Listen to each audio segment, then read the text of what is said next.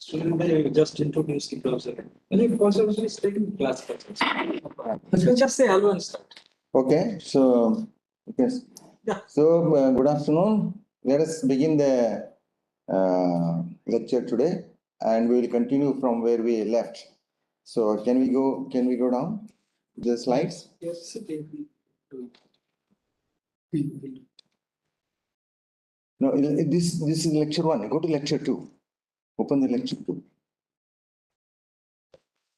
Because lecture two we had done that already.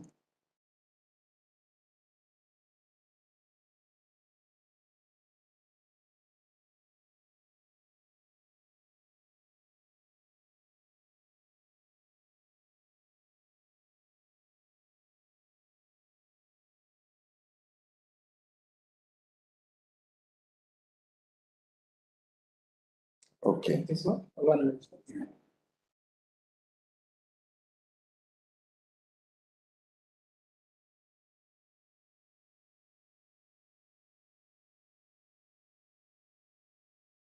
Okay, good. So we'll continue from where we left last time. We were discussing the various aspects of heteronuclear NMR, and in that one we discussed in detail the spin echo.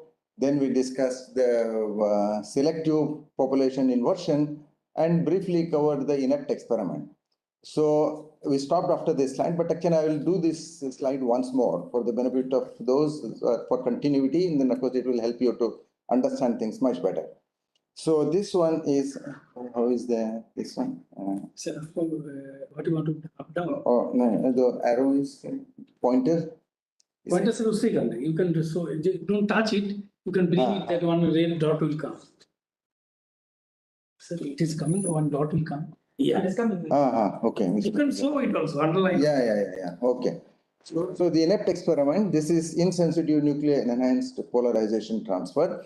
Basically, the idea is to transfer the polarization from the more sensitive nucleus proton to carbon-13, which is very least sensitive. We had discussed last time what is the sensitivity difference between proton and carbon-13. You see, it is a huge difference. Not only the gyromagnetic ratio, but the intrinsic sensitivity is also very small. Relative sensitivity, natural abundance, extremely small. Therefore, we need to make use of the high population polarization of the proton and transfer this polarization to carbon for better sensitivity enhancement, better sensitivity. It also has certain other advantages, like we will see that you have the fine structure of the multiplets, which can be seen clearly in this, and that is also useful to identify what sort of a carbon it is. Okay, so let's try and understand this with a vector picture as to how this experiment works. You start with the proton here, you apply an 90-degree pulse on the proton. So when you do this, you create the transverse magnetization of the proton. So I will write here the transverse magnetization is Hx. Transverse magnetization evolves during the period 1/4j, and that is indicated here. So you create the pi/2x, you can see here, this vector diagram is given here. When you apply the 90-degree pulse, you get a magnetization along the y-axis. This is the y-axis, this is the x-axis. Magnetization comes on the y-axis.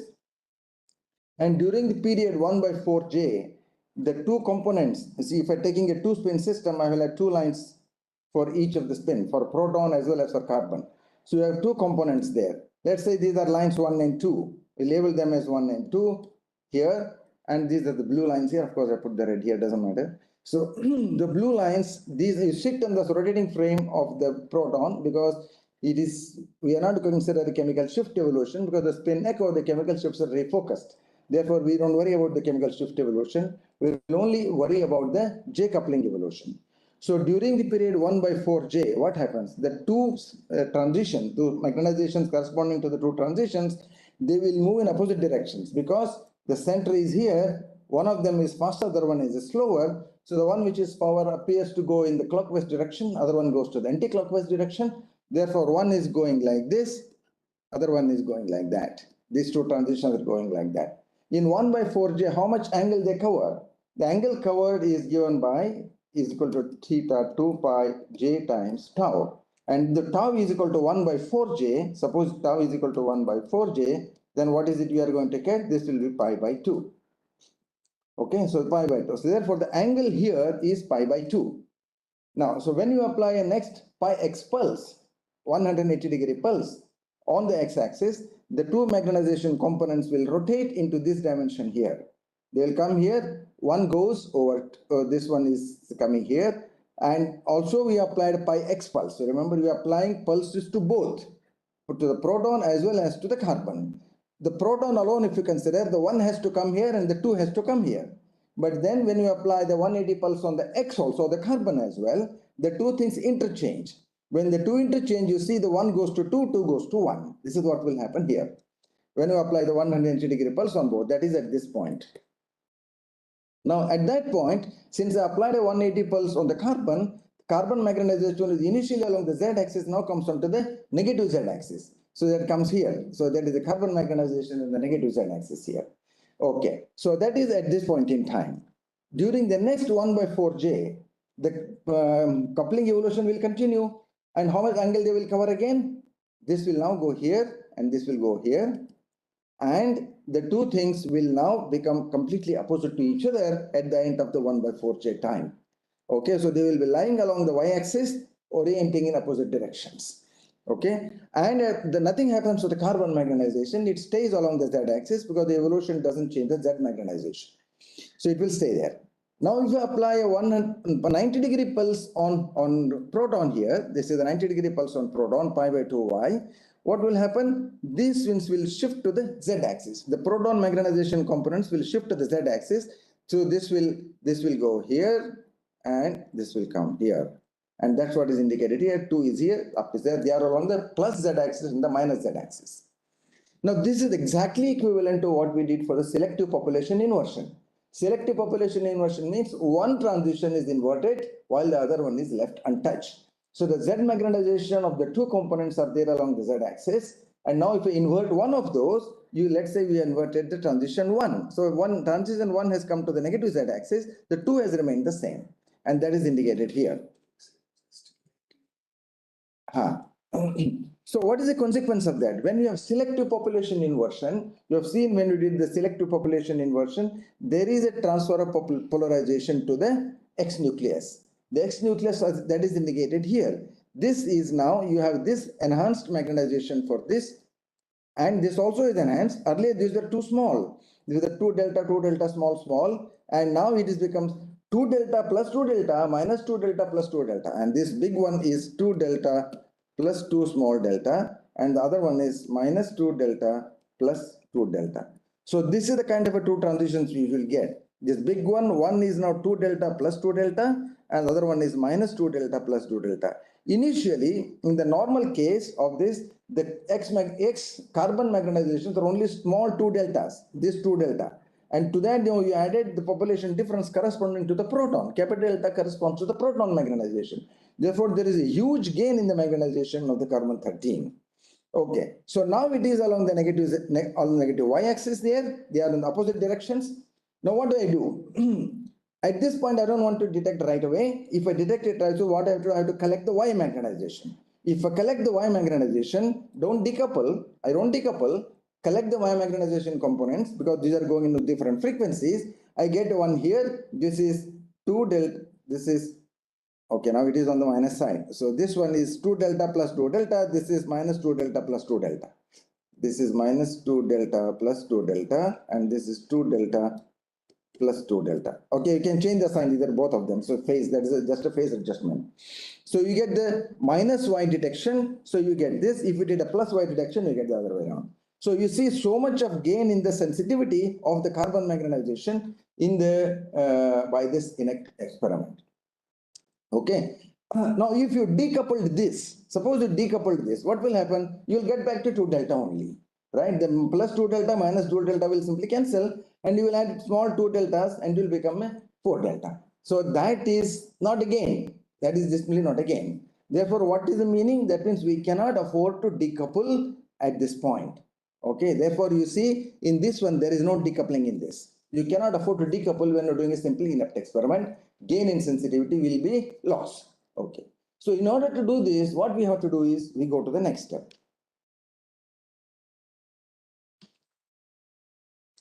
Go. It's not going. Okay, so in this case, so therefore here I have listed here some of the problems with the simple INECT experiment. Incorrect relative intensities occur in different spin multiplexes. This we have seen. Various kinds of polarization transfers will happen. And if you consider the multiplicity of the spins, they will also get distorted. Or what is the picture which we draw was only for a simple AX spin system. Suppose you took an A2X, like a CH2 group or a CH3 group. What happens to the CH2 group? We are talking about the carbon-13 magnetization here. This is C13 CH2 group. Okay. Now you see the central line is missing. This one, central line is typically you must have for the CH2, you will have a pattern like this. Right, 1:2:1 multiplet you will have. In this case, you have these two things equal, but the central line is missing, A2X. That is one problem. So immediately you will not know whether it is a CH2X or it is the thing which is with the multiplet with a much double coupling constant. This coupling constant is twice as much. Okay, from here to here it is 2J. This is 2J. Okay, the coupling constant is only J. Now here in the A3X, of course, you will get different sign patterns once more. You have a 1J here, 1J here, then in between there is 1J. The total separation from end to end is 3J. But the intensity patterns are very different. So this is actually not a desirable thing. Therefore, we have some problems with the normal inept pulse sequence. In strength of the heteronuclear J coupling is altered. And then you have, it depends on the strength of the heteronuclear J couplings. And different spin multiplexes behave differently. And this is something which is not desirable. So what do we do? So here are some experimental examples here. So you see here is the molecule. You have two CH3 groups here, one CH2 group, one CH group.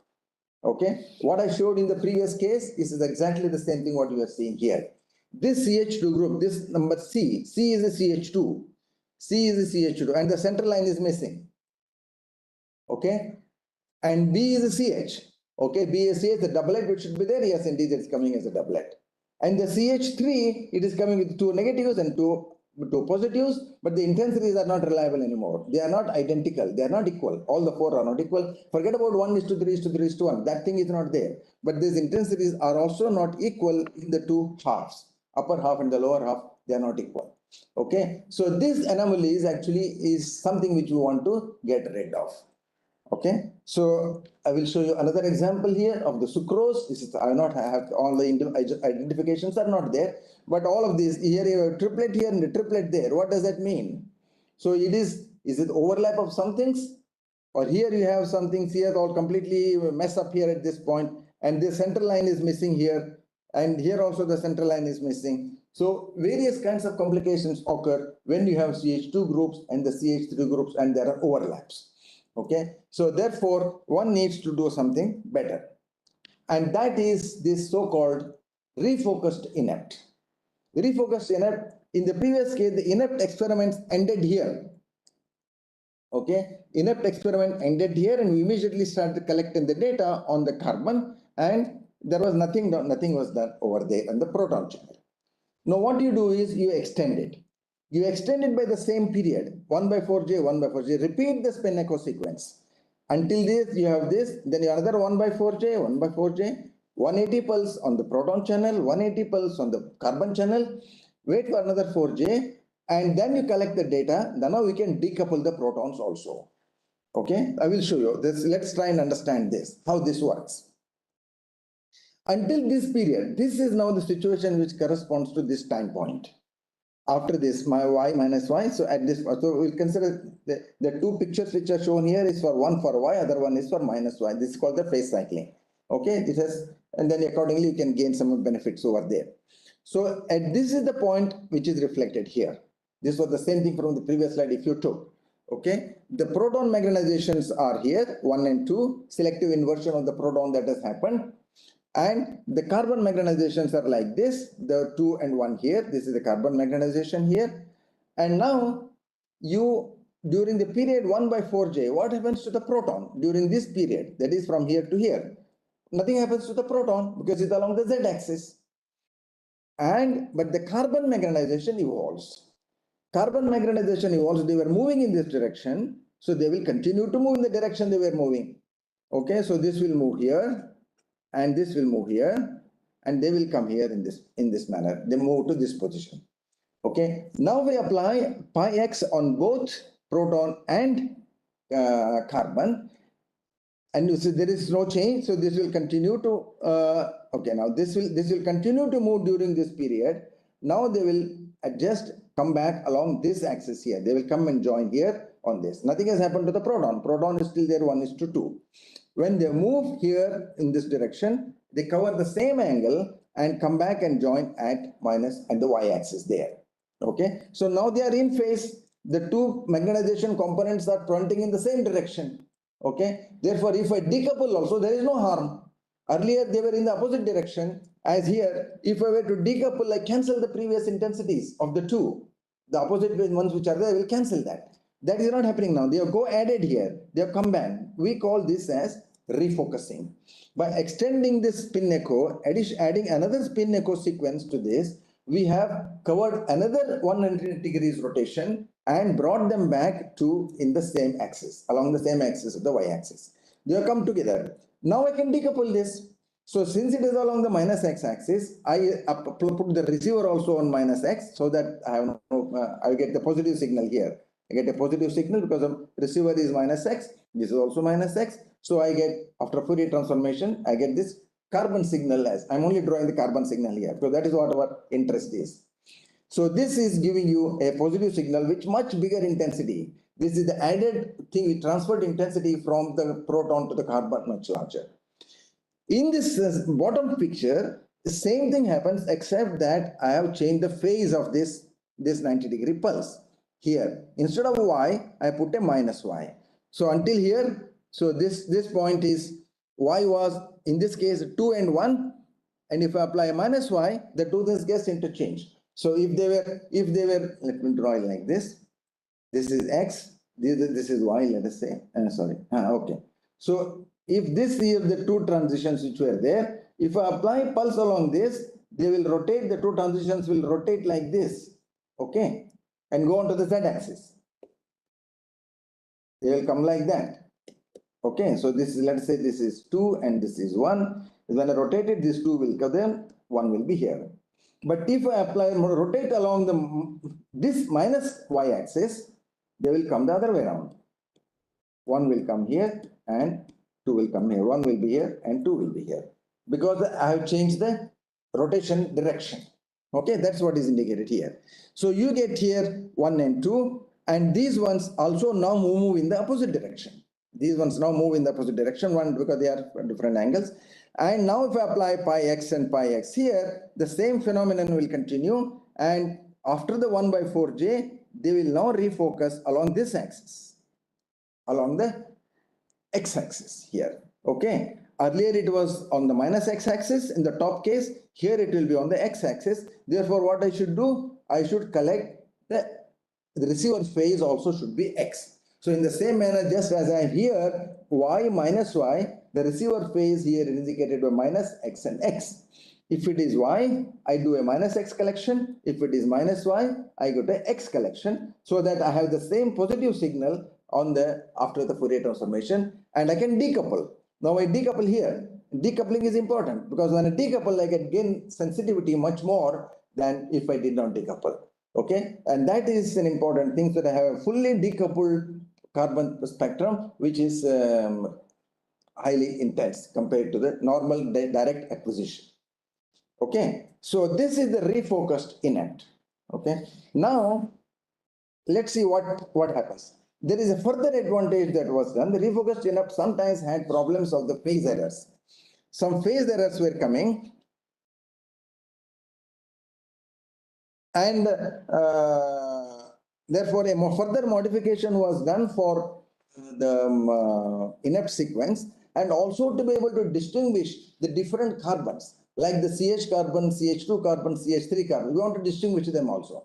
This is what we did in the case of when we analyze the inept sequence. Depending upon what delay you give, you get different kinds of patterns. For the CH and the CH2, you get one, CH3 you get one sign, and the C and CH2 you get another sign. That was the thing which was there, right? Now we want to achieve that also here.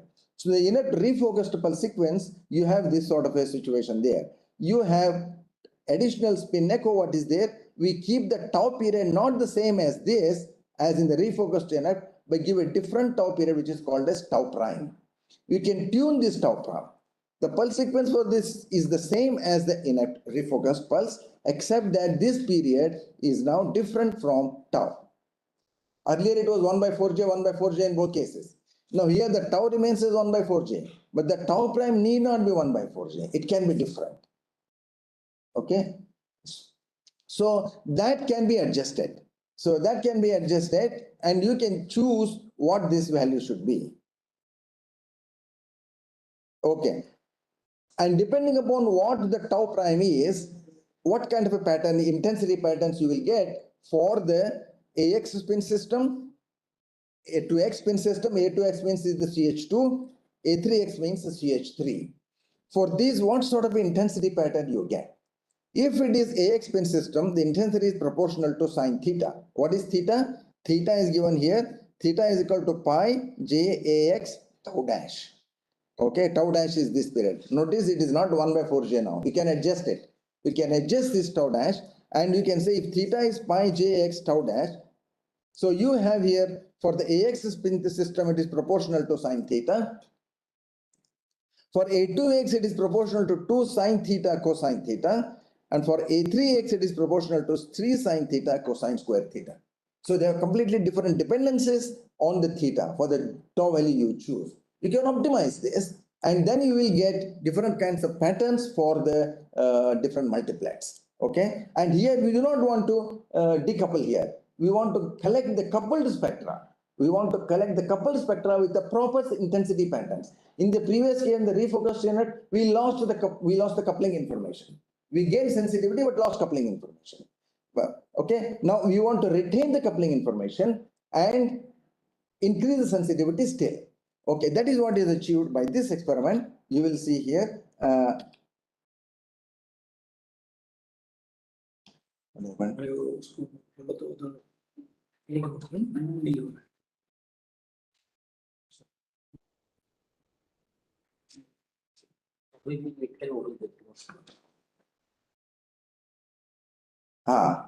See, this is the inept plus spectrum. Okay, this is the inept plus spectrum. Now you can see all the fine structures are retained. Fine structures are retained and the clean baseline, perfect baseline, no problem of line shape analysis, line shape problems. And you have a clean doublet here, a doublet here, a doublets here, and of course you may have triplet combination of triplets here, here. So all of them are retained. Information of the fine structure of the carbons is also retained. This is some typical example we have taken from somewhere in the literature. We have taken that. So just to indicate that inept plus removes all the anomalies of the phase distortions that will happen in the refocused inept as well as in the case of inept.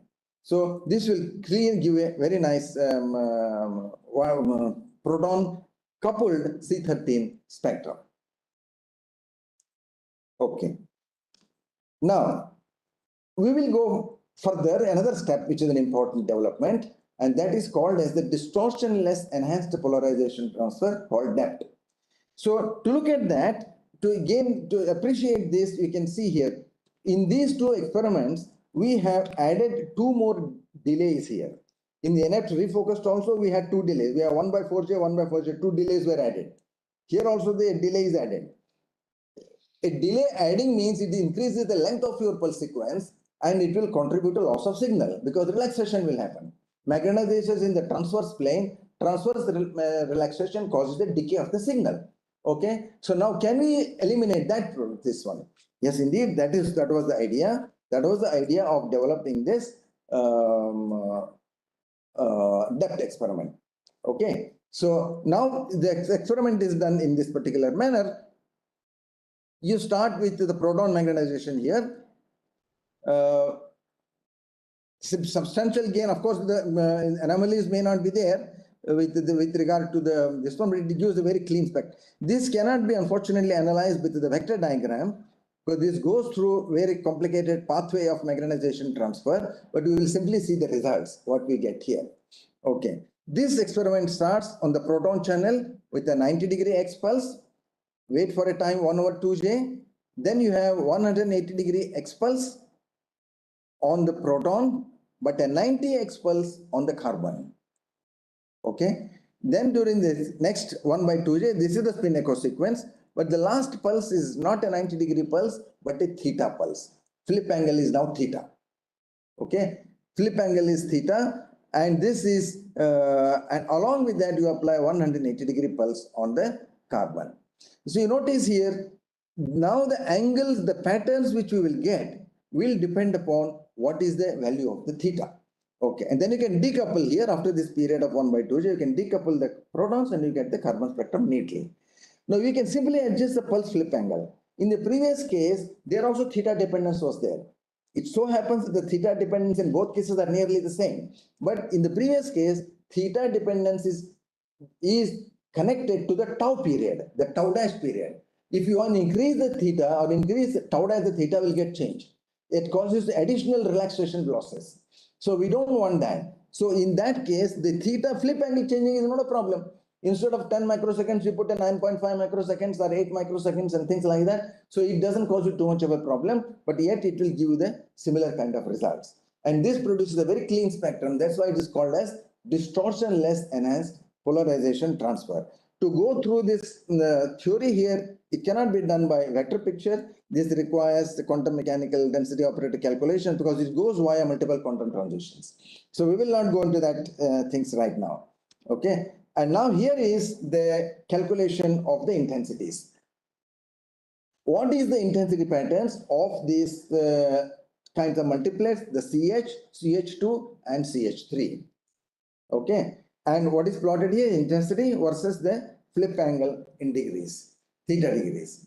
Notice when you have a 90 degree, if the theta is 90 degree, what do you get? You see only CH.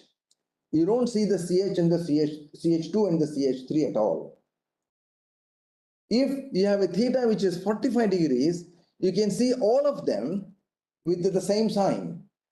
If you put theta is equal to less than 45 degrees, anywhere you can put less than 40 degrees, you will get all the three will be of positive intensity.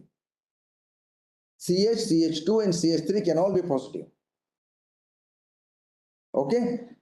If theta is equal to 180 degrees, as it is in this case, all of them will have similar zero intensity at this point.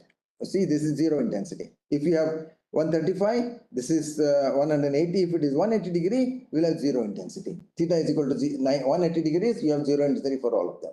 If you are at 135, you see the two things are positive. Which two things are positive? CH and CH3 are positive.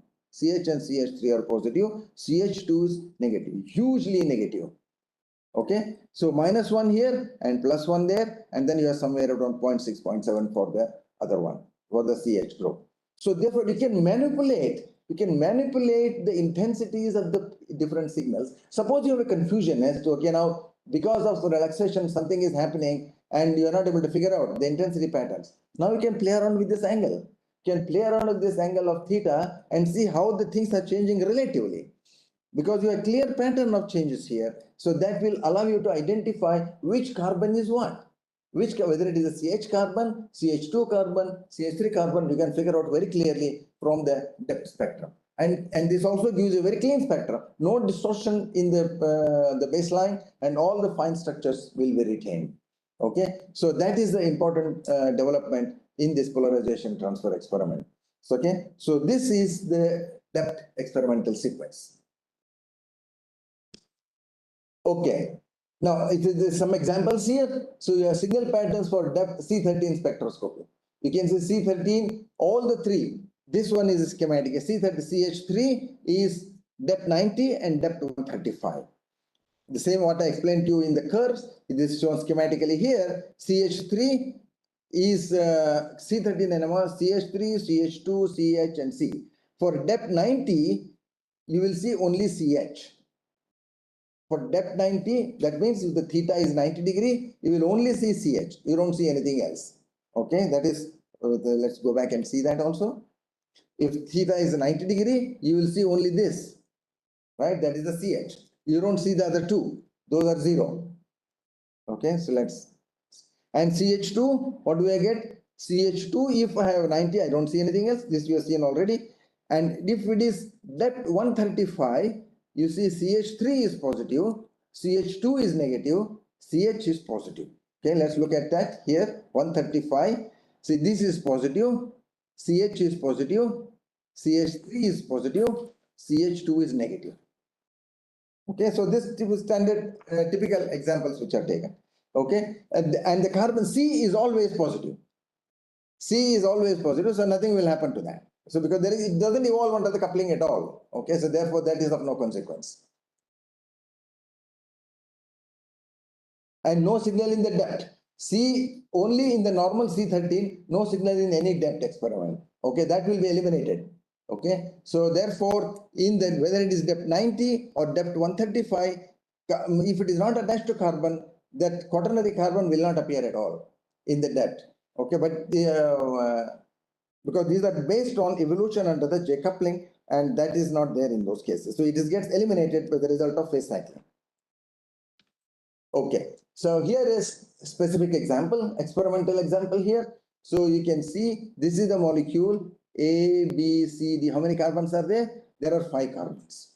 The 5 carbons, these are, this is a normal decoupled spectrum, C13 proton decoupled spectrum here, CH3 here, and the CD is here, CH2, CH2, CH.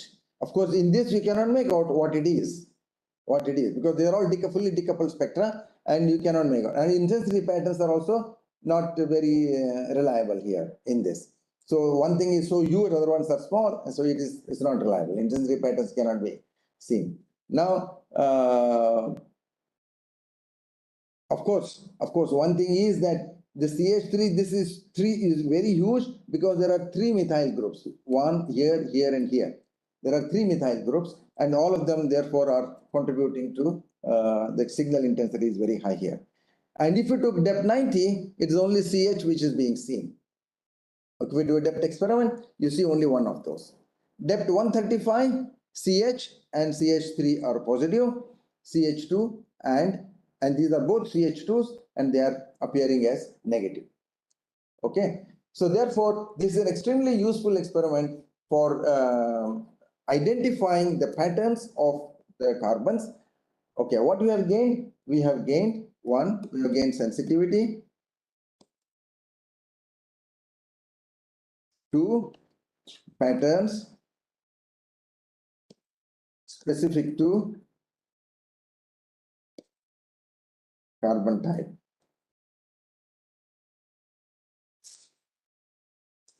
So, and that will allow you to determine the structures of the organic molecules which you are dealing with after your synthesis. Okay, so that finishes it was actually residual of the thing. Now we go to lecture 3.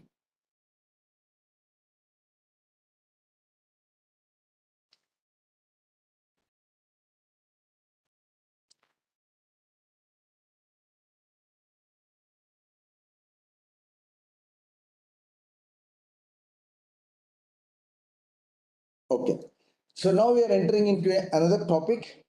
Yeah.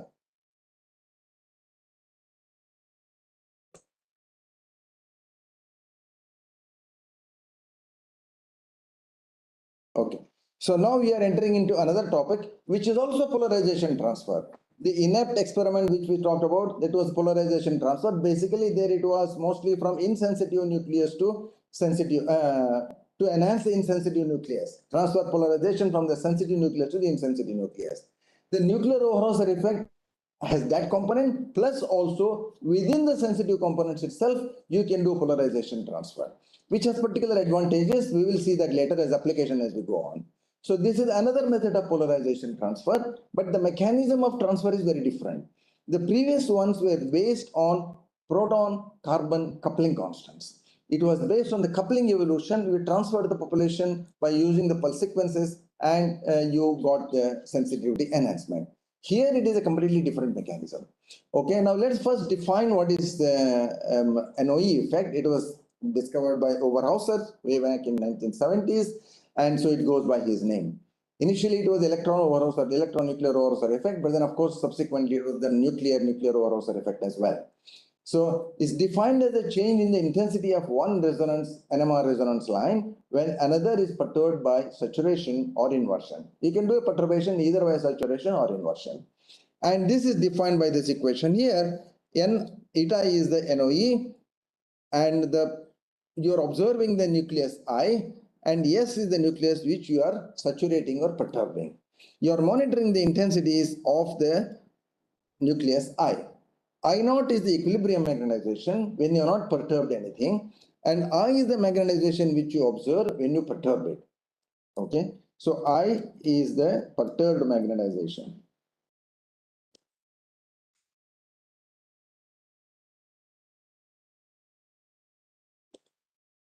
And I naught is the equilibrium magnetization.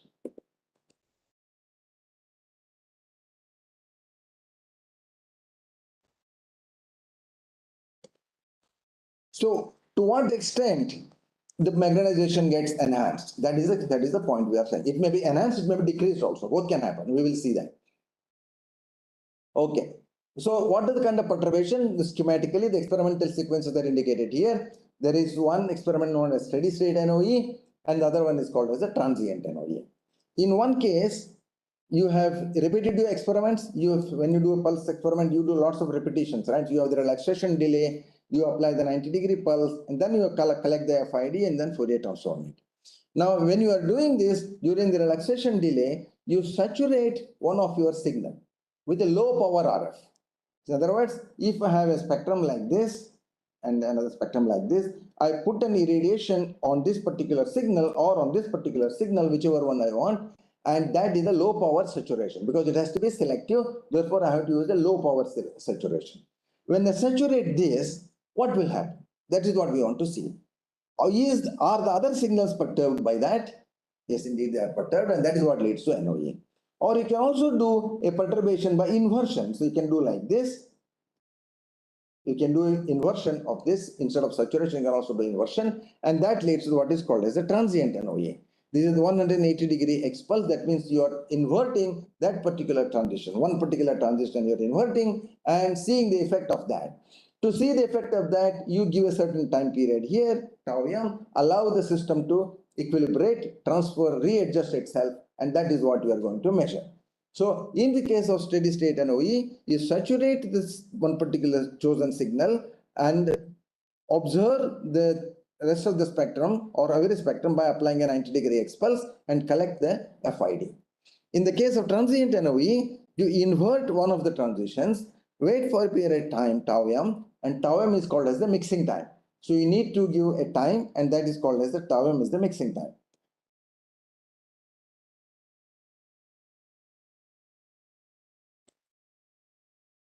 And at the end of that, you apply 90 expulse and monitor the spectrum as usual. Okay, what are we going to get? I will show you schematically here. Okay, this is the schematic picture. So in one case, you have this is the normal spectrum what you have schematically drawn. As a control, you put the RF not on a particular sequence at a particular resonance, but somewhere else. So you have this is spectrum, you put an RF here.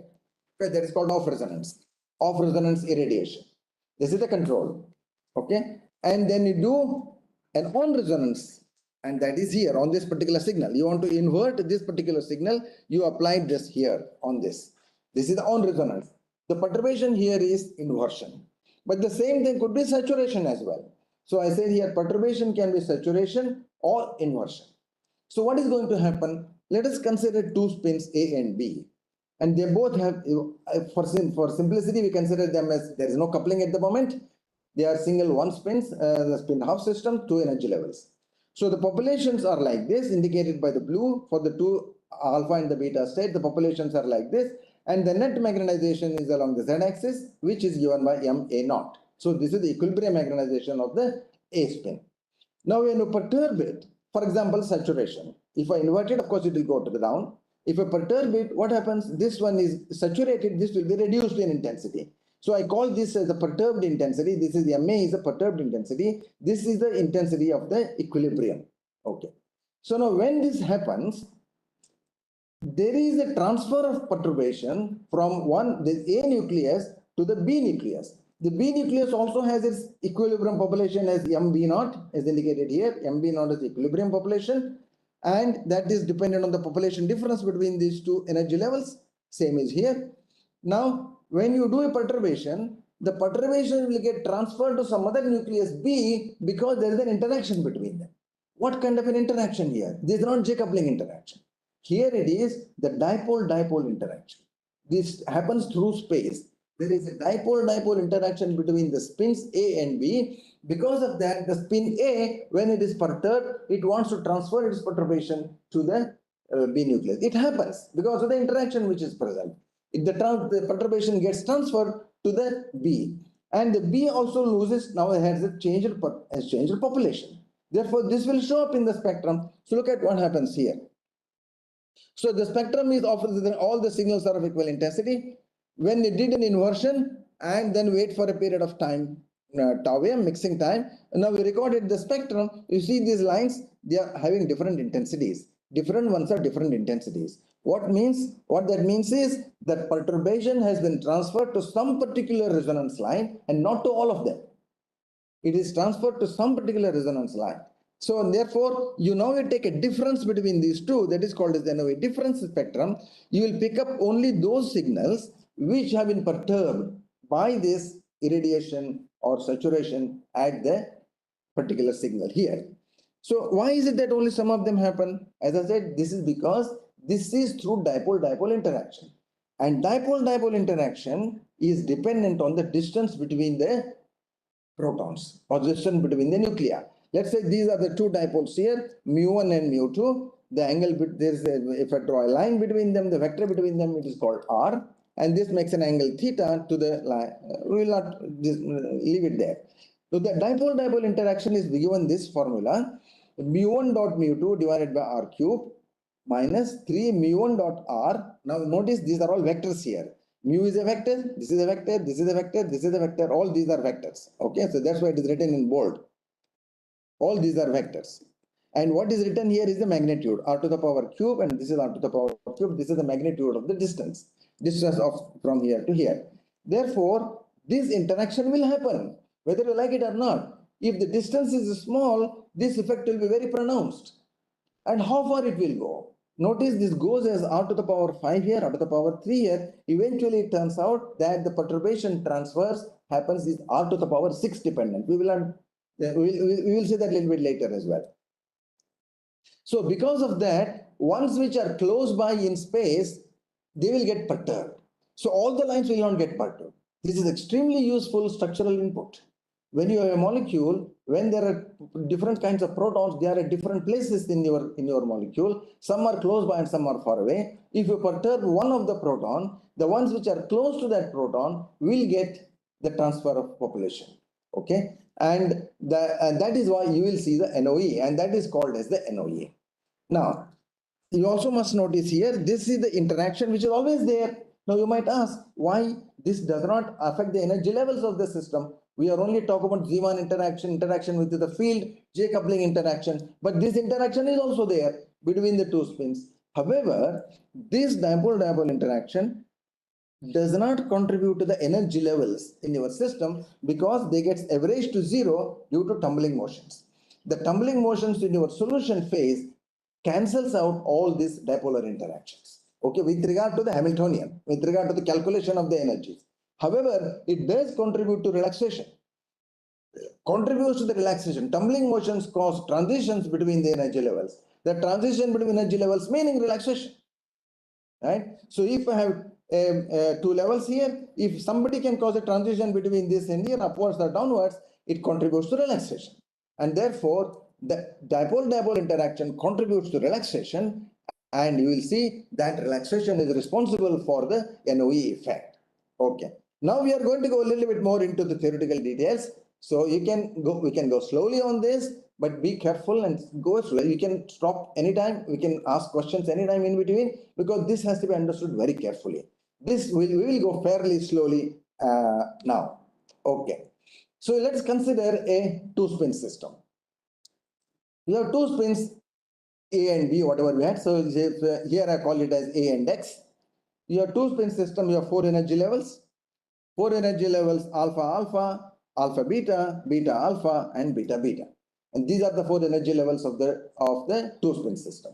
Okay, let us assume the populations of these levels are P1, P2, P3, and P4. And they arbitrarily put some numbers there. Okay. Now, what does the intensity of a particular transition depend upon? It depends on the population difference. We have two transitions here, A1 and A2, and X1 and X2. Whatever spin flips, that is the X spin. Which one spin is flipping here? The second spin is flipping in this from here to here, and that is the X spin. The second spin in this is the X spin. The first spin is the A spin. Therefore, in this transition, alpha is first spin is flipping to beta. We call this as A1. And in this one the same, but the other spin is in the beta state. And this we call it as the A2 state, A2 transition. A1 and A2 are two different energy or transitions, A1 and A2. Similarly, I will have 2 for the X1 and X2. Two transitions for X1 and X2. Okay. Now, let's look at the intensities of these lines. Intensity of these lines, A1 is proportional to what? Population difference between P1 and P2. So therefore, A1 is P1 minus P2. And A2 is P3 minus P4. Okay, so it depends. This is the population difference. These are the two transitions here. And X1 is P1 to P3. It will be proportional to P1 minus P3. And X2 is, it will be proportional to P2 minus P4. So these are the two terms. So these are intensities are proportional to these population differences. Now, we also notice here the transition probabilities. There will be transitions occurring between all these levels. You have the single quantum transitions W1A, W1X, W1X, W1A, and there is a double quantum transition here, W2, this one, double quantum transition, and there is also a zero quantum transition, W0. Why do I say zero quantum? What is the magnetic quantum number here? This is 0. Magnetic quantum number here is 0. Magnetic quantum number here is 1. And here it is -1. Therefore, transition from here to here is a double quantum transition. Transition from here to here is 0. And others are all single quantum transition probabilities. As that is indicated by the W1, W0, and W2. So all these transitions are possible. These will be happening because of the lattice. All various kinds of motions which are happening inside your solution, they contribute to this relaxation phenomena. They cause these transitions. Okay, this is quite a crowded slide, but we will go slow. Okay, at equilibrium, these are the populations which are. Now, instead of writing P1, P2, what I wrote here is, I write here P1, P1 minus D, P3, P3 minus D. This for simplicity. Okay, so now what will be the intensities here for this will be P1 minus P3. This will be also P1 minus P3. The two transitions are equal. X1 and X2, they are both P1 minus P3. And A1, A2, these are both equal to D. A1 is equal to D, P3, and A2 is also equal to D. X1 is P1 minus P3. X2 is also P1 minus P3. Now what I do is, I do the experiment. I saturate the A transitions. When I saturate the A transition, what does it mean? The two populations here become equal. I am irradiating both A1 and A2. Irradiating both A1 and A2, saturate them, which means the two populations will become equal. Therefore, this will become P1 minus D by 2. This will become P1 minus D by 2. They both become equal. Similarly, this will become P3 minus D by 2. This also will be P3 minus D by 2. Now this is the equilibrium. A spin saturation, these energy levels have been equally populated. The relaxation from here, this relaxation does not affect this because you are continuously pumping in energy.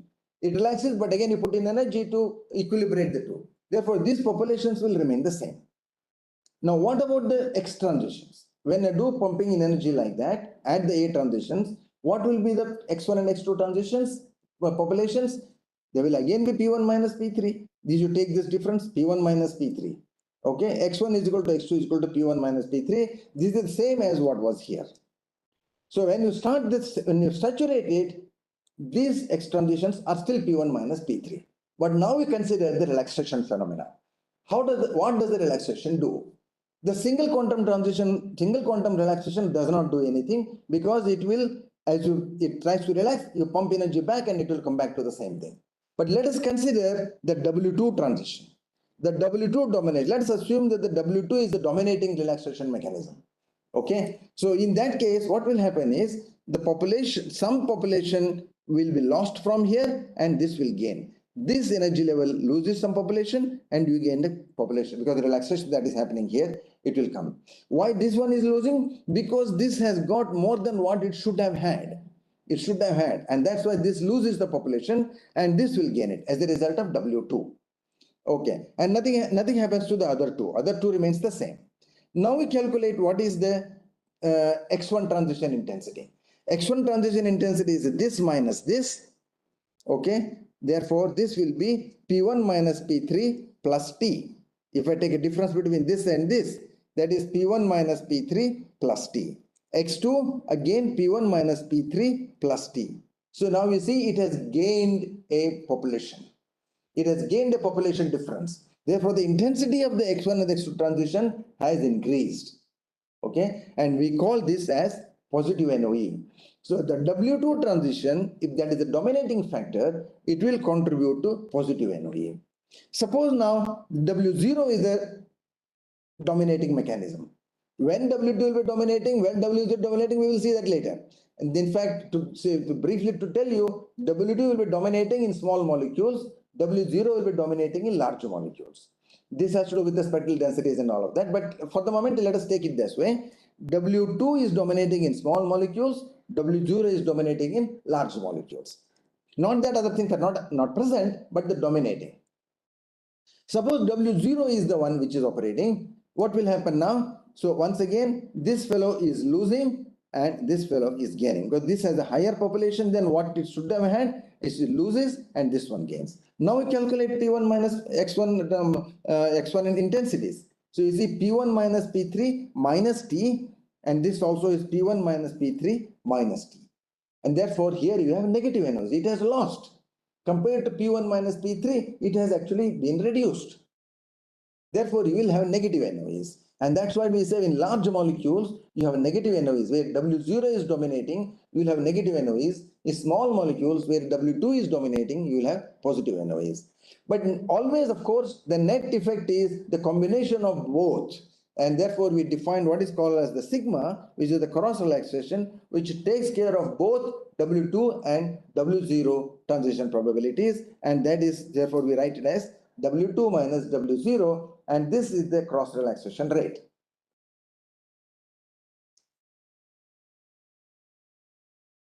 Okay, so I suppose this is clear. Shall I hold on for a few minutes? Any questions?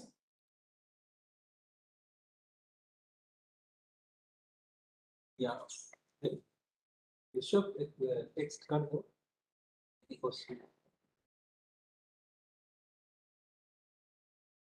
They can also chat. Yeah. They can also speak.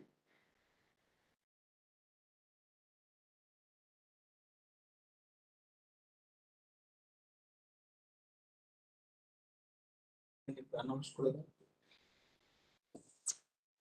Students and participants, if you have any queries or question, you may please ask. Okay, Professor Hosur is ready to make your doubts, clear your doubts. Okay.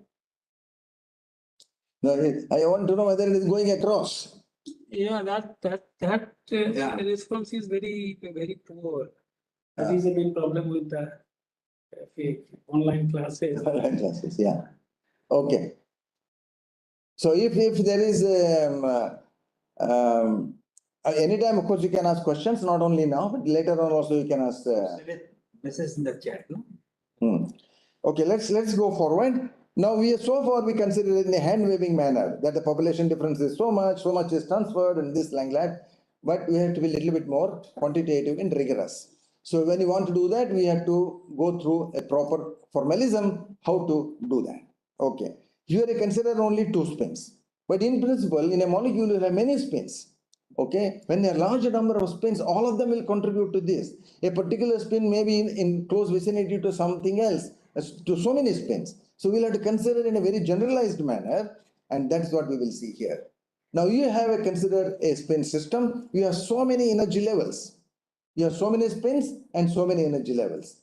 So yeah, let us say I label these energy levels as I, J, K, L, M, N, etc. All of those ones. Okay. For the purpose of understanding, consider the energy level Pi, which is represented as Pi. The population is Pi. Now this has connections to this level, to this level, to this level, this level, this level. In other words, transitions will occur between all of these. Notice, however, the dipole-induced transitions can either be single quantum, zero quantum, or double quantum. They cannot be triple quantum. There will be no such triple quantum transition by the dipole-dipole interactions. Therefore, wherever there is a connection here, it means either it is a double quantum transition probability or a single quantum transition probability or a zero quantum transition probability. Okay. So we look at all of those energy levels. So when the population transfer happens from the Pi to the Pj, what happens? It goes upward transition, it loses population, right? Whenever there is upward transition, it loses population. And when there can be downward transition also. When the downward transition happens from each of these, it will gain population. So both the things are happening at the same time. Therefore, when it is losing population, this is what we will write here. Now I write a rate equation for the population change. This is the first order rate equation, first order kinetics. Okay, assume this is a first order process. So dpi by dt, population change of pi, is it is losing. Okay, what does it depend upon? How much does it lose? How does it lose? It depends upon how much is deviating from the equilibrium. So pi0 is the equilibrium population of the pi state. So why does it lose or why does it gain? If it has to lose, it is because it is not equilibrium population. And therefore, when it is not equilibrium population, the excess population it will lose and give it to some others. That is what we discussed before, right? So it is proportional to pi minus p0, and that is the rate constant with every one of those transitions.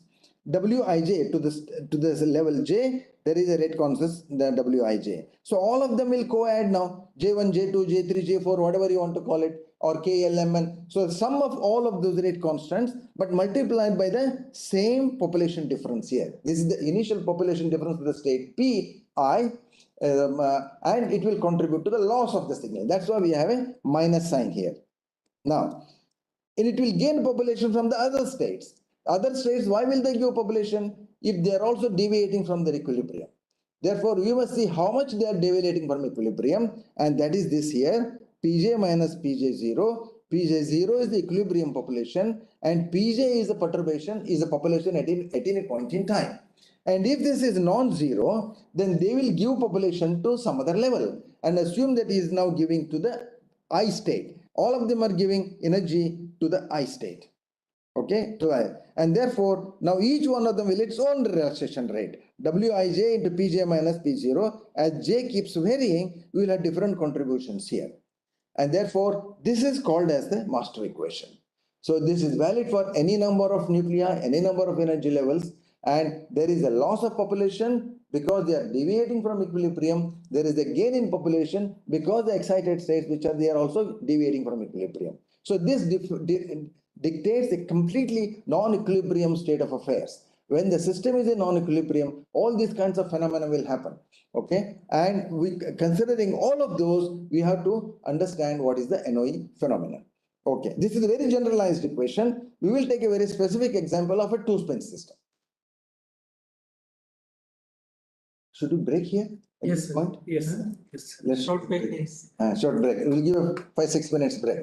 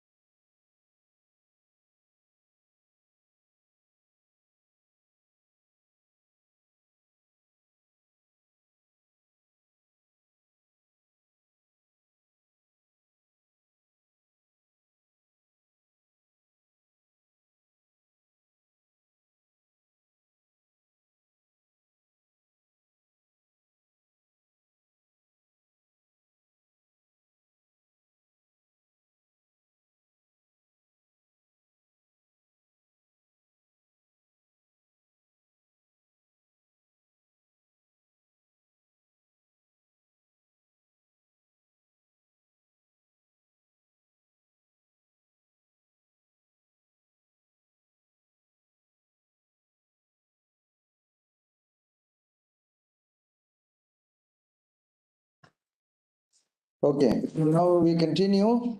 Now we will take a simple two-spin system. Then there are four-level system. I draw in this here I showed you so many levels. It's a very generalized case. But let us particularly take a two-spin case in the sense that we have four energy levels. So therefore there are four populations and P1, P2, P3, P4 in the very generalized manner, and we have the same transition probabilities. So now we can write equations for each of these populations. Okay, so let's say P1, P2, let's draw here P1. We have these four levels here. So you have P1, P2, P3, P4. So you have the four populations here. So now let us write for the P1, dP1 by dt. There are single quantum transitions contributing to this. For this population change, you have this single quantum transition, this single quantum transition, and this double quantum transition. These will contribute to the increasing this one. And the reverse will be the loss. Okay, so when you have the loss, therefore I have the minus sign here, minus sign W1A plus W1X plus W2. Okay, this is the and multiplied by the P1 minus P10. P1 minus P10 because P10 is the equilibrium population. P1 is the population at any point in time. This is a non-equilibrium state. The system is a non-equilibrium state. So this will actually contribute to the loss of the magnetization as we indicated in the previous slide also. And now the gains are individually proportional to the population differences of the individual levels. The W2, for example, is P4 minus P40. This is P4 minus P40. W1X, that is P2 minus P20. P2 minus, this is P2 minus P20 here, that contributes to this gain here. And P3 minus P30 contributes to the gain here. So therefore, these are individually separate rate constants, whereas here, all these put together contribute to the loss of the population from the P1 state. Similarly, for the P2 state, if I consider the P2 state, there are losses like this, and you can write P2 minus P20, and all these ones will be remaining the same because it's the same transition probabilities which are present everywhere. Okay, W1A, W1X, and W0. Now, in this case, we had the W2, but here I don't have W2, but I will have a W0. See, here I have a W0. For the P2 state, I will have a W0 there. P2 minus P20. And W1A is P1 minus P4 minus P40, that is this. And then you have W1X, P1 minus P10, that is this. And W0, now P3 minus P30. Here, instead of W2, you will have a W0. W0 coming from here to here. So therefore, I will have this equation for the P2. P3 also will be similar. W1A, W1X, W0 with a minus, but P3 minus P3 0. And for the gain, I have W1A, P1 minus P10, W1X, P4 minus P4, this transition, and W0, P2 minus P20. That is from here to here, this transition. And dP4, now the W2 will come into the picture again.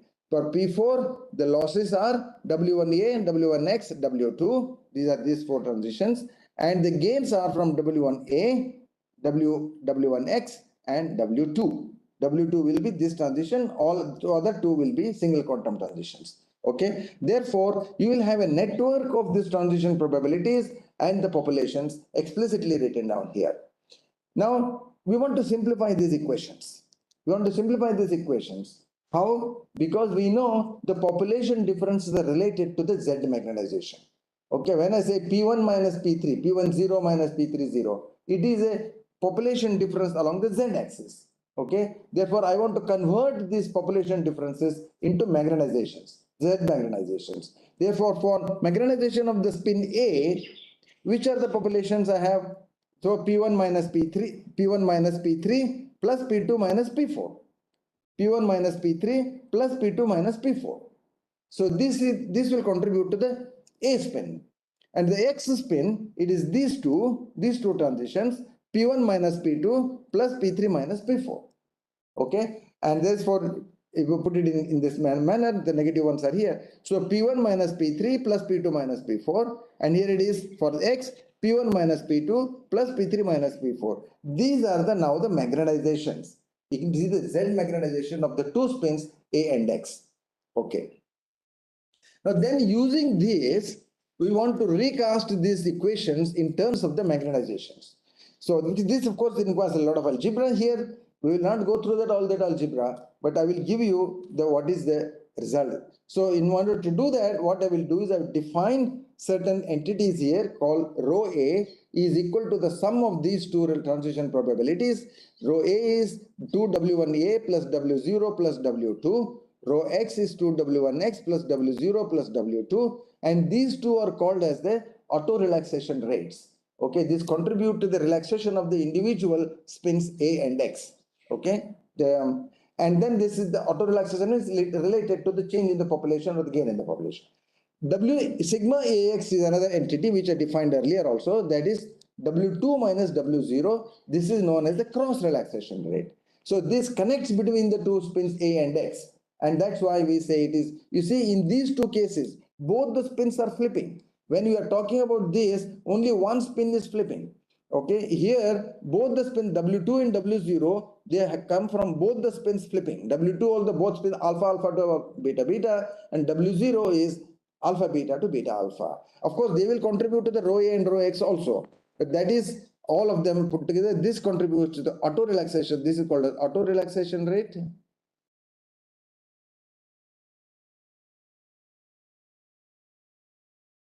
And this is the cross relaxation. This I already wrote earlier.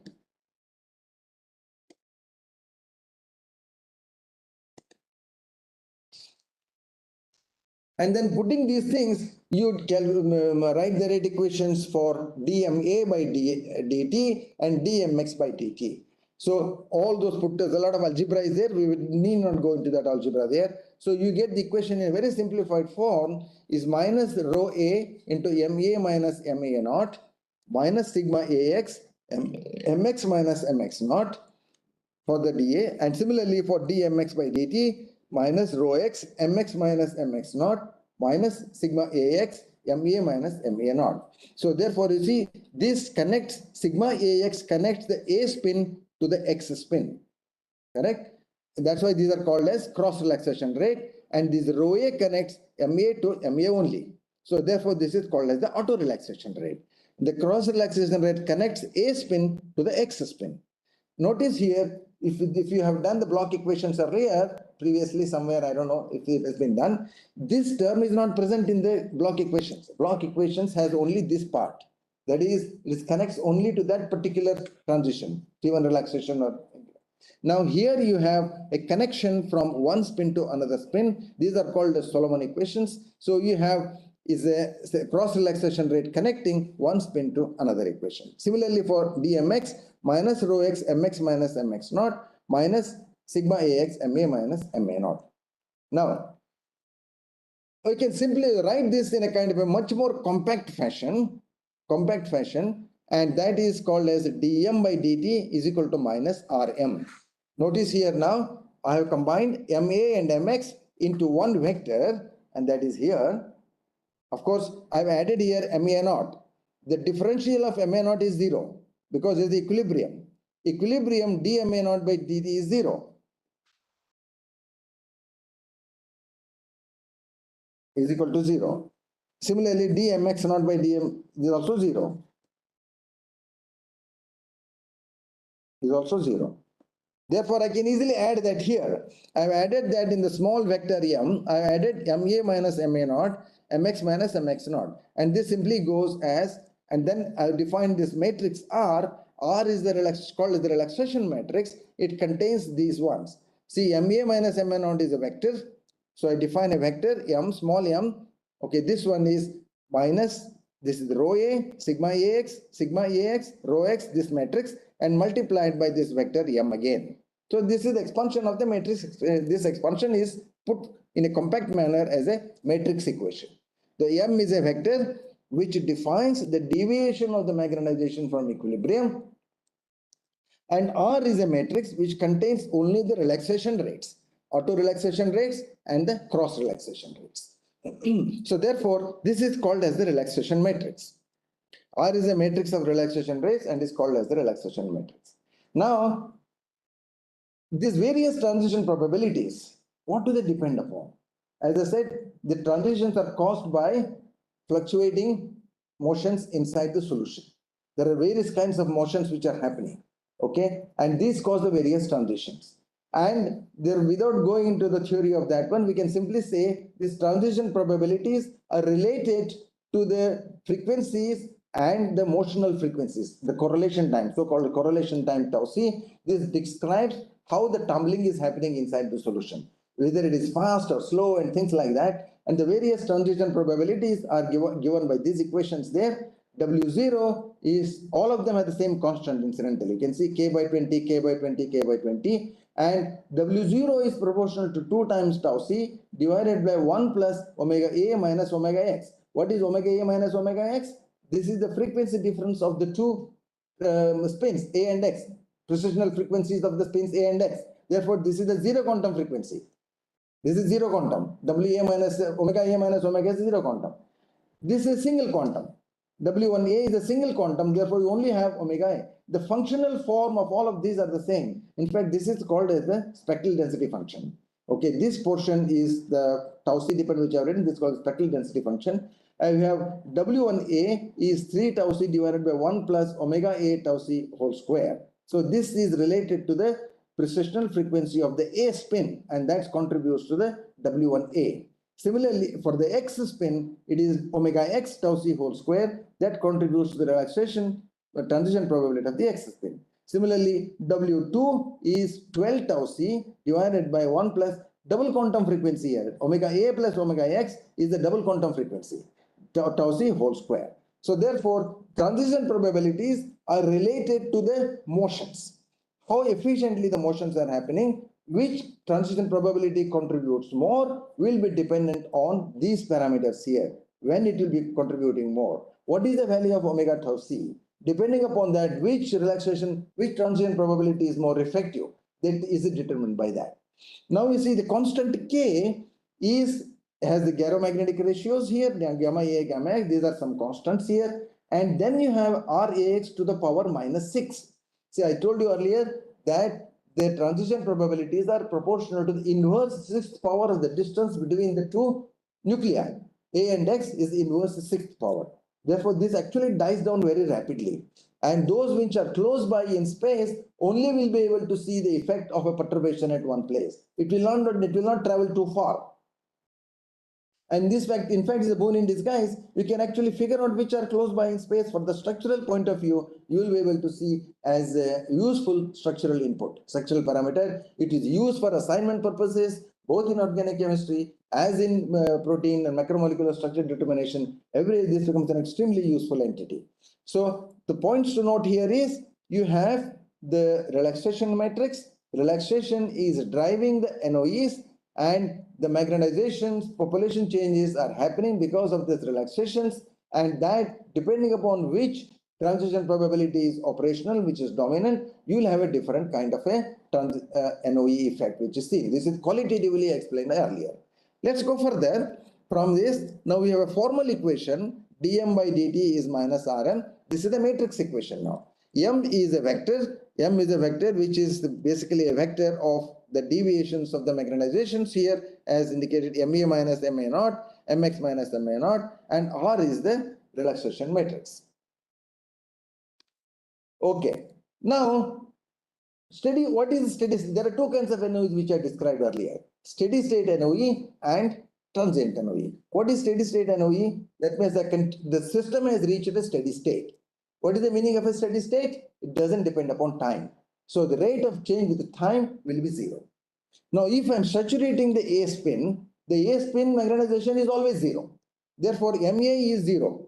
When I'm saturating the A spin, MA is zero. But dmx by dt is also zero because it is steady state. It has reached a kind of a state, it doesn't change. It has reached a kind of a state which is not equilibrium state, but it is a steady state. Okay. And what is the enhancement there or what is the decrease there is known by what will be the value of mx. Okay. And that's why you define the in NOE as eta xa is defined as mx minus mx naught divided by mx naught. Okay. And it turns out that this, after putting in all those little algebra, you get it as MA naught divided by MX naught into sigma AX divided by rho X. So this is the cross relaxation rate and this is the auto relaxation rate. Okay, so you have to put in this condition. When you solve those equation, you have to say dmx by dt is equal to 0, ma is equal to 0, and then you have to you can calculate what you have to obtain the solution of those equation. When you obtain the solution of that equation, you will get mx, and when the then you take this mx and take mx minus mx naught divided by mx naught, and that will turn out to be ma naught divided by mx naught into sigma ax by rho x. So this can be calculated without going into that. What pictorially one can show this is this, the NOE will vary with correlation time. You should expect this, right? Why? Because it is related to sigma AX and rho X. Sigma AX contains W2 or WA minus W or W2 minus W0, and rho X contains all these individual single transition probabilities. So the transition probabilities are dependent on the correlation time. Or correlation time is tau c, omega tau c, which I just now saw. Right? So putting in all of those ones, you will see that eta xa has this kind of a shape for homonuclear system.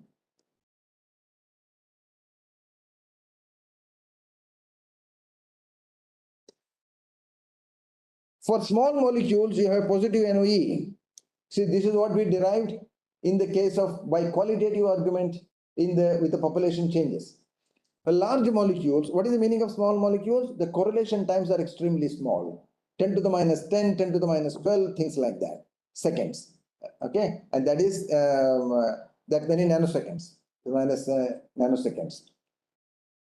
So we have here for large molecules, the correlation times can be of 10 nanoseconds, 100 nanoseconds. In the other case, it will be 0.1, the small molecules will be 0.1 nanosecond, 0.2 nanoseconds, and so on and so forth. And you will see for large molecules, you get the NOE, which is negative, and the maximum value of that is -1. The maximum value of positive NOE is 0.5, okay, for homonuclear system. Of course, this is the maximum value. You may not always get this. Okay, you may get somewhat lower than this, and here also you may get somewhat lower than this, but these are the maximum values which will come out as a result of this calculations. Okay, so this is the steady state NOE. Notice that you are not gaining the intensity all the time, but you are actually also losing the intensity. And in large molecules, you actually lose the intensity compared to that one, and it is quite a large, -1, almost it becomes inverted. That sort of a thing. But it will be useful when you go to record the spectra. Even negative or positive gain, it is actually quite a substantial difference. When you take the difference, you will see the difference anyway. Okay. Now the transient NOE, in this case, we start with that same equation there, dm by dt is equal to minus rm. Now I make a very generalized situation. I consider only two spins at that time, A and X. Now, but whereas in a larger molecule, there will be many spins, therefore you should consider many of those. The same equations will be valid even if you consider the n spins, too many spins. So now let us say the vector m consists of so many column vectors. Okay, all of these are column vectors. M1, Mi is equal to Miz minus Mi naught. Miz is particular spin I, transition magnetization, and then Mi naught is the equilibrium magnetization of the I spin. So therefore, I can go from 1 to n. You have so many. So therefore, what will happen to the relaxation matrix then? Relaxation matrix also will be a n by n matrix. Earlier it was 2 by 2 matrix because I had two spins. One auto relaxation rate and one cross relaxation rate. That's what we had. Now here what will happen? You have n spins. There will be one auto relaxation rate and there will be 1 minus how many n? Cross 1, 2 to n. So n minus 1 cross relaxation rates. So therefore, this is for the row 1, 1. This is the spin 1 auto relaxation rate. 1 cross relaxation rate to spin 2. Cross relaxation rate on spin 1 to spin 3. Spin 1 to spin 4. And then like that spin 1 to spin n. Similarly, this is the sigma 2, 1. This is the cross relaxation rate from spin 2 to spin 1. Auto relaxation rate of spin 2. This is cross relaxation rate from 2 to 3, from 2 to 4, and 2 to n. So like that, so you will have for the n spin system, you will have a n by n matrix, which is the relaxation matrix. It's a very generalized sense.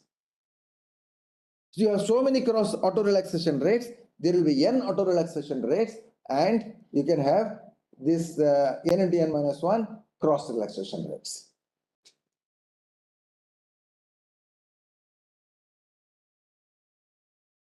Okay. And now we have to obtain the solution of this differential equation. We had this differential equation dm by dt is equal to minus rm. That is the matrix equation. Okay. And what is the solution of this equation? Solution of this equation can be written in the form. This is the simple first order equation, right? Treat it as normal kinetic equation. dm by dt is first order kinetic equation minus rm. And the solution of that is very simple. Solution of that is m of t is equal to e to the minus rt into m naught. M naught, m of 0, not m naught, m0. That means that time t is equal to 0. Okay, e to the minus rt, m0. Except that now r is not a number, it is actually a matrix. So r is a matrix, mt is equal and m0 is also a vector. So now m of tau m, for explicitly for t is equal to tau m, in the transient NOE, if you remember, we were giving a certain amount of time, tau m is called the mixing time. And after the inverting that, we are giving a mixing time tau m. Okay, so during that tau m, what will happen to this? During the relaxation behavior, what is happening is, we have to see what is happening to the magnetization, various magnetization components.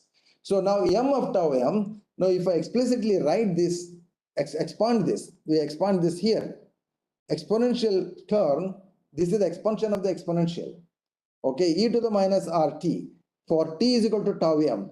M tau m, I write here, this is the exponential. Whatever is in the angular bracket here, this is the expansion of this exponential term. That is very simple to any other exponential expansion, except that r is now a matrix. So therefore, this is 1 minus r tau m plus 1 by 2 factorial r square tau m square minus 1 by 3 factorial r cube tau m cube and so on and so forth. And then of course, m naught remains, m0 remains as it is. Now, for short tau m, suppose I choose the value of tau m to be very short. Okay, so how much time do I give? How much mixing time do I give? So this will have various kinds of, if I take, see each one is a matrix here.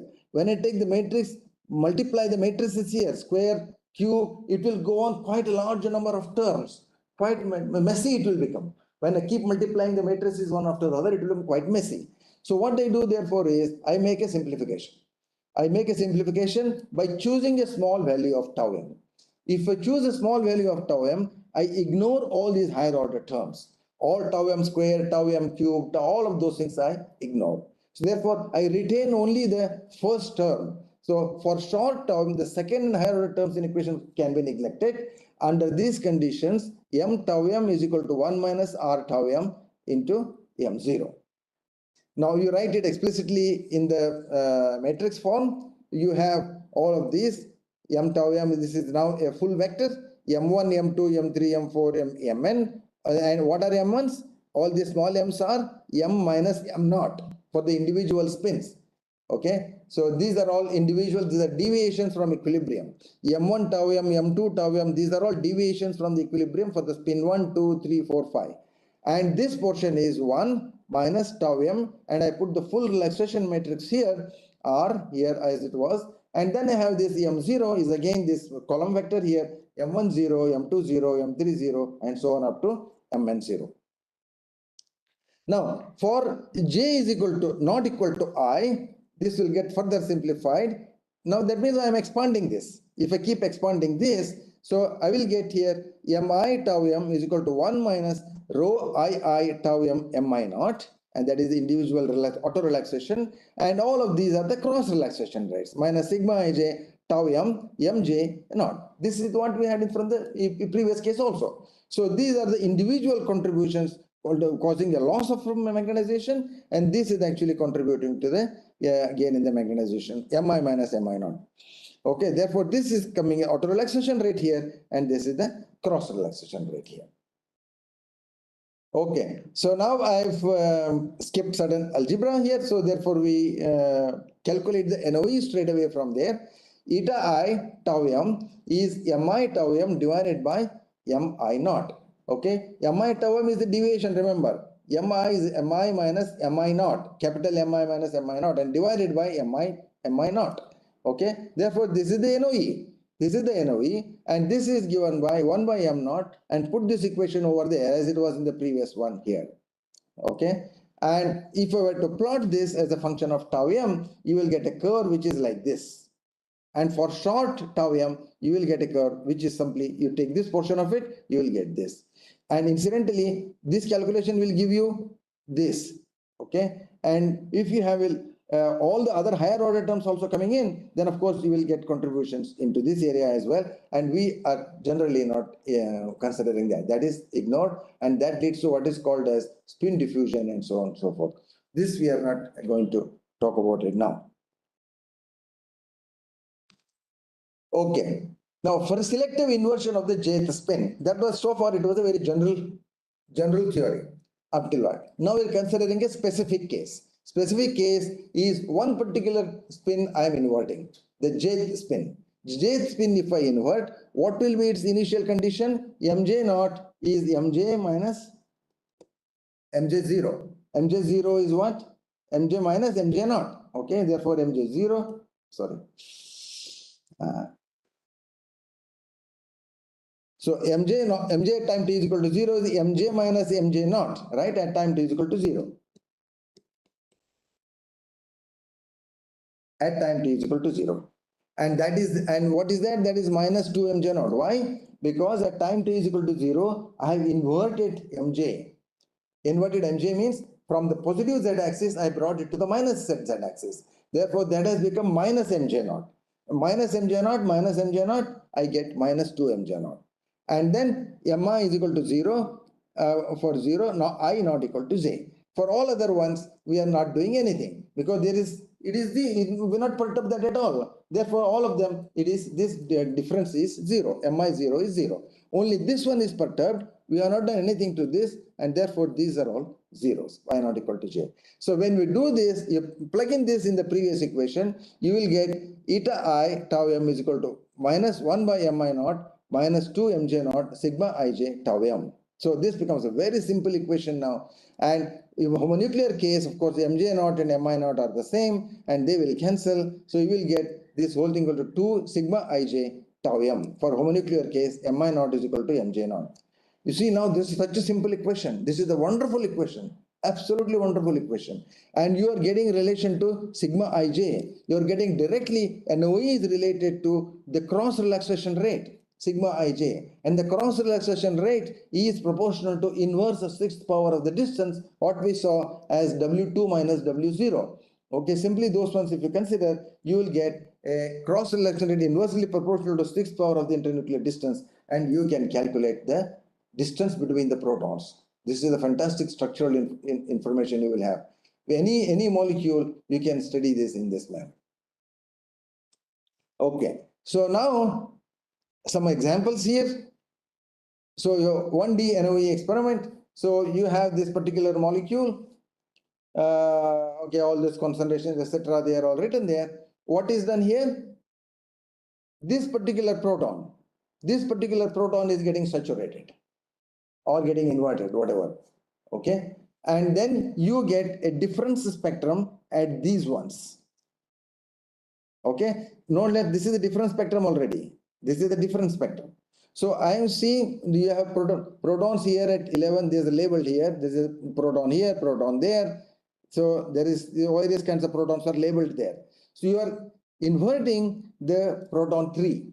If you are inverting the proton 3, you are not seeing anything at 5 and 6. There are 5. 5 is here. 6 is here. You don't see anything at 5 and 6 because this distance is too large. Okay. But interestingly, you are seeing it 10 and 11. You are seeing here. Where is 11? 11 is here. You are seeing this. And you are also seeing this. This is probably because of this CH3 there and some relay that may be happening. How does it come close? So this is there is also CH2 here. 4 also must be seen. 4 you are seeing here. 4 prime, 4 prime and 4 double prime. There are 2 protons there. And you see to 4, 2 ones. And 6 prime, 6 double prime. And these ones you are too far, you don't see it. Okay. And this is 1 proton which you are irradiating. And 5, you see very little of that. So that is here. This is 2, only 1. And 9, you don't see. 9, 10, 8 also. 8 you don't see also. You are seeing to 4 prime. And you are seeing to 11. 11 is very close. 11 is very close. And 10 you don't see. 10 you don't see. It's very small here. You don't see that so much. Okay, so therefore you see, you can, by using this, you can actually assign the individual resonances in your proton spectrum for such a kind of binding. You can do multiple experiments. Having done this, now we can do another experiment wherein you saturate this one, irradiate the 11th one. If you irradiate the 11th one, maybe you will see this, maybe you will see this also. You will see from, so you can go to the network. One by one, you can keep irradiating and you can see the connectivities, how the things are connected to one another. You can see that. That's how you can determine the structures of the molecules. Now, this is another example here.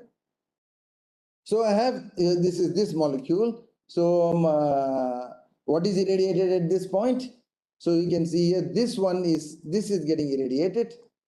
And this is C, which one is that number? This is 6. The 6 is getting irradiated. That is this one here.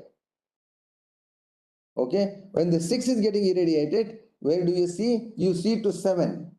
See, you see this. And you little to these ones. You see to 14, 15 and 19. 14, 15 and 19. Where is 14? 14 is here. It's quite far. So maybe it is wobbling.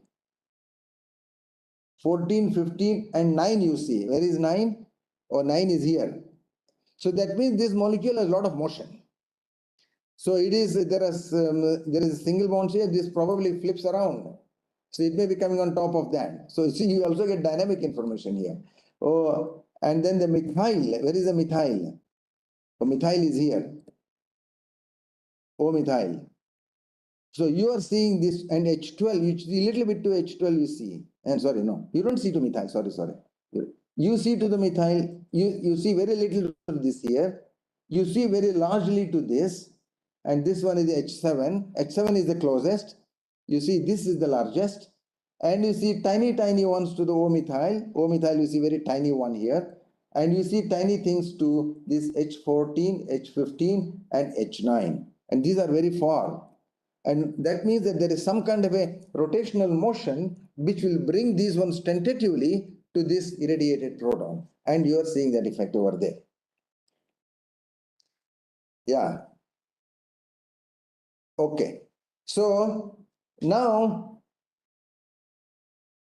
you can do experiments wherein you gain NOE and you can also gain the sensitivity by decoupling.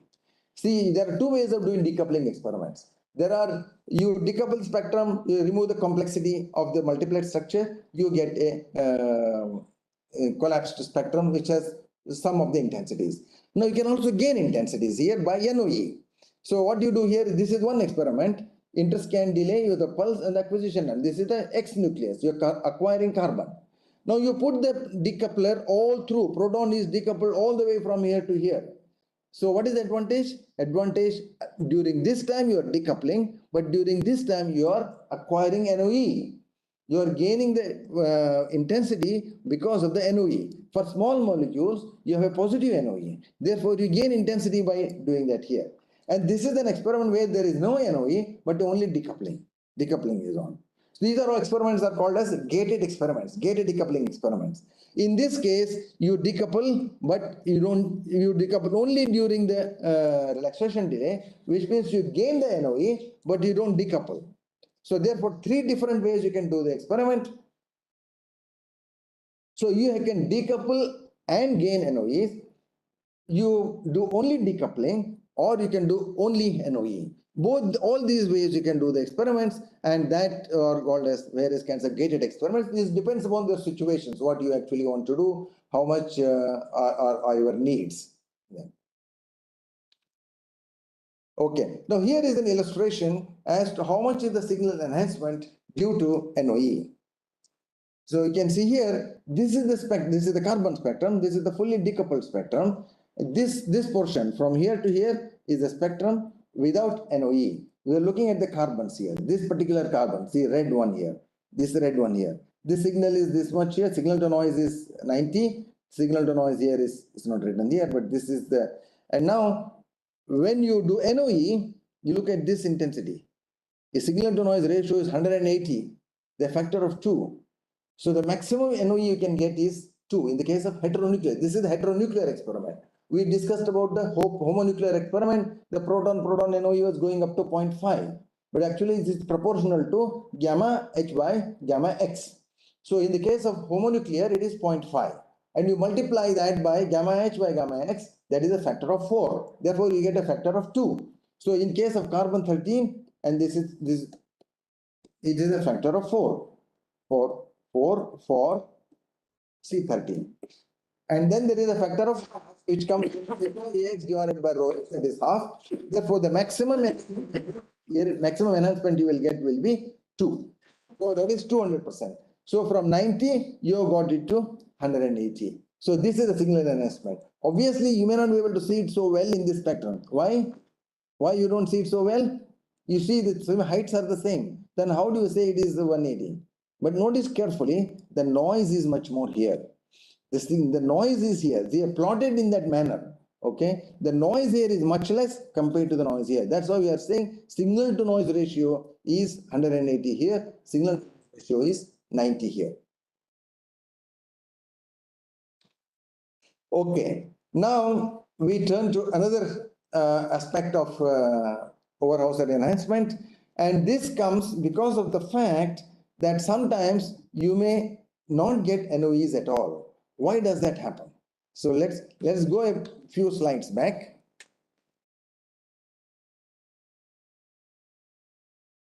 Hello, I'm here. Muttidane? Okay, very good. Okay. Lecture ಆಗಿದ್ದೀನಿ, lecture ಕೊಡ್ಲಿಕ್ಕೆ BRC ಒಳಗಿದ್ದೀನಿ. ಇರ್ಲಿ ಅದಕ್ಕೇನಲ್ಲ. Okay.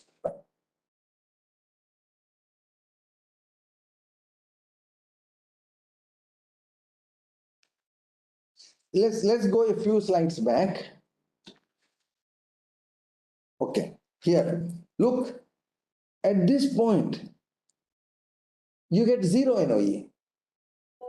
And this is dependent on tau c value.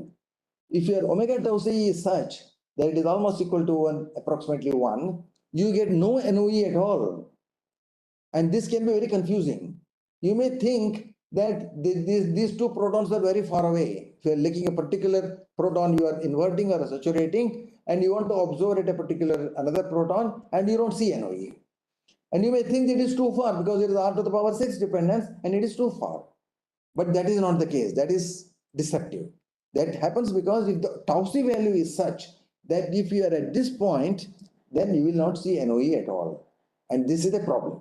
Okay. So NOE has this difficulty because it is dependent on the omega tau c value. You have crossover from positive to negative NOE as your molecular weight, molecular size keeps changing. And the molecule is molecular size dependent. Okay. We want to get rid of this. So in order to get the structural information, you don't want this sort of a limitation. Okay. And that is misleading. Therefore, we go back and see a new kind of an experiment, which is called as rotating frame Overhauser enhancement. Here, the experiment is done differently. Rotating frame Overhauser effect means you do an NOE kind of an experiment, but the magnetization is not on the z-axis, but is in the transverse plane, is in the xy plane. In the xy plane. That's why it's called a rotating frame NOE. You can do the selective inversion as before here. But the important point is this. You apply 90-degree pulse and then do a spin lock. What is the meaning of spin lock? You apply an RF along the transverse plane, along the x-axis or the y-axis. So all the spins will get locked along that axis because they will get aligned with respect to that axis. And therefore the spins are locked. So long as the RF is present, they will remain along the transverse plane. They will remain along the x or the y axis, wherever you applied the RF. So that B1 is here. So this is along the y axis. All the spins will remain along that axis. Now, if you have inverted one of those in the beginning, then of course it will appear in the opposite direction. Okay. If you are all on the z axis, now they will all move, rotate onto the xy plane after the 90-degree pulse, and they are locked there. But if one of the fellow is inverted before, then one will be like this, otherwise that is indicated here. One will be opposite, others will all be in this direction. So, and now at this point, during this tavium, when they are locked on the spin axis, then also relaxation will happen. Relaxation will happen in the transverse plane. in the rotating frame, and that is called as rotating frame relaxation. Okay, rotating frame relaxation will contribute to the NOE, will contribute to the enhancement, just as in the manner the lab frame relaxation will also was contributing to relaxation, and that is, so this is the difference between the two. In the case of transient NOE experiment, you have inverted this thing and allowed for a period time and see the monitor this after the period tau m, you detected the signal whatever was present. In this case your initial condition is different. This is the initial condition for the transient NOE, and this is the initial condition for the rotating frame NOE. So it is in the transverse plane. The relaxation is happening in the transverse plane. Okay. Now what will happen as a consequence of this? See, now we can write new rate equations here. Now the rate equations will not be with respect to the Z magnetization, but with respect to the transverse magnetization. So these are the MA plus and MB plus. These are the transverse magnetization components. And we can write this relax in the same way the rate equation as it was done in the previous case, except that we also have now what is called as the exchange rate. You can have the chemical exchange also happening in the transverse plane.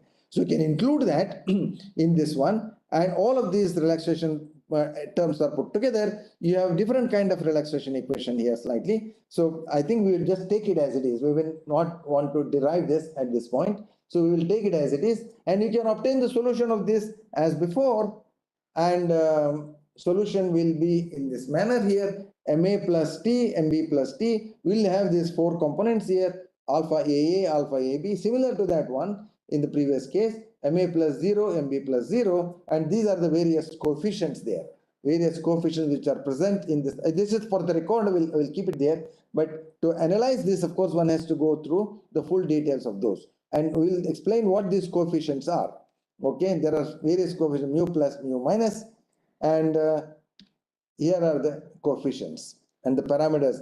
These are dependent on the differences in the frequencies. 2 delta is omega A minus omega B, and these are the transverse relaxation rates on the individual spins, R2A and R2B 0, and this is the exchange rate. Notice here the exchange rate is coming in the case of rho z, in the case of ROE, and this is dependent on the population differences between the two levels PV minus PA, and divided by mu plus minus mu minus, and the mu plus plus mu minus, and these are related by these equations here, proportional to the frequency differences, and these are complex equations. Okay, they have imaginary components, real components, and things like that. And so ROE can be calculated by setting appropriate initial conditions using these equations. These are, you have to simply plug in, consider what you know, all these values, omega A you know, omega B you know, R2A of course you can measure separately, relaxation rates, and the delta A, delta you know, therefore the populations, if a particular values of populations if you assume, and the exchange rates you do not know, and therefore depending upon the exchange rates and the population differences, you will have different ROE effects. Okay, but the important point is this. This is the take home lesson. The take home lesson here is, now you see ROE is plotted. The maximum ROE is plotted against the correlation time. This is the same here, correlation time, omega naught tau c. Okay, NOE is the same like here. The green line is 50% here, small molecules, 100% minus 100% for large molecules. At this point, no NOE, and ROE is always positive. No matter what molecular size you have, it's always positive.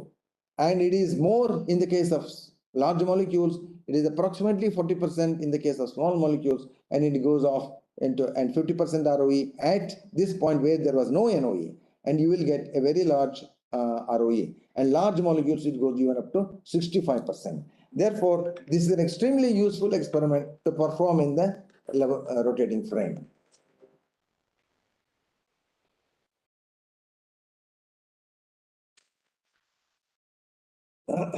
So, of course, here this picture is taken from this particular article here, which is the reference is given there. And there are other advantages and disadvantages also between the two, and that is actually listed here. Comparison. This actually is I've written here rho z and no z, but that doesn't matter. These are the two-dimensional versions of the NOE experiment and the ROE experiments. And but that is the conclusions which are here are valid here as in the case of two dimensions as well. Okay. A particularly important thing is the distinction between chemical exchange and NOE or ROE. And that can be done by Rosie much better than, I think we will come back to this later. When we go to the two-dimensional experiments, yes. we'll come back to this. Yes. So I just indicated here to show that there are differences between the ROE and the NOE. One thing is ROE is always positive, NOE can be positive or negative. So therefore it has a particular problem at particular instances of time. And ROE can be used to distinguish between the chemical exchange and dipolar interaction. So the relaxation in the transverse plane can happen because of the chemical exchange, whereas the relaxation along the z-axis is happening because of the dipolar relaxation only. That is why chemical exchange is entering into this. Of course, the NOE will also have chemical exchange contribution coming in. That is, but the distinguish that is easy in the case of ROE and not in the case of NOE. That we will explicitly state a little bit later. I think we will stop here. Yes. Good. Yeah. Should we just ask the participants? So participants and students, you may, if you have any queries or clarification, you may ask Professor Hosur. Okay, so he is available. We will wait for a few minutes to see if you have any doubts, or you can just write email. Okay, either to Professor Hosur directly or any one of us, so that he can explain in the next class.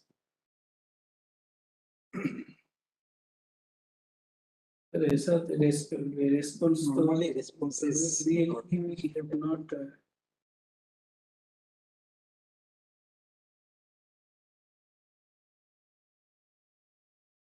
I think we went sufficiently slow, right? Yeah, Yes, it's okay. It's okay.